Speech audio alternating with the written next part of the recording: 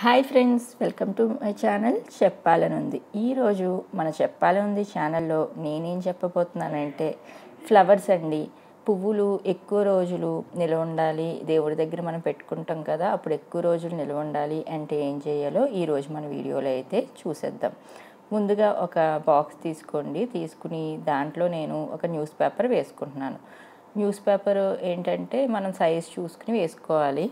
Box ఒక్క size చూసి చుట్టూ కార్నర్స్ కూడా కవర్ అయ్యేలాగా, కొంచెం కార్నర్స్ కూడా ఎడ్జెస్ వచ్చేలాగా వేసుకోవాలన్నమాట.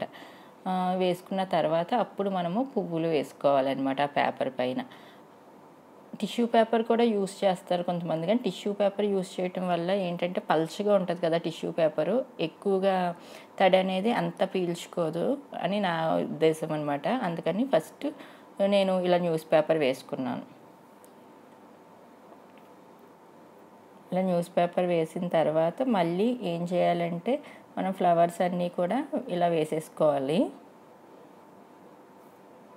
తర్వాత ఇంకొక న్యూస్ పేపర్ తీసుకోవాలి. ఇంకొక న్యూస్ పేపర్ కూడా తీసుకుని అప్పుడు మనము దీనిపైన కవర్ చేయాలన్నమాట. అది కూడా 2 పొరలు వేసుకోవాలి, 2 లేయర్స్ వేసుకుని అప్పుడు మనము బాక్స్ ఇలా క్లోజ్ చేసేసుకోవాలి.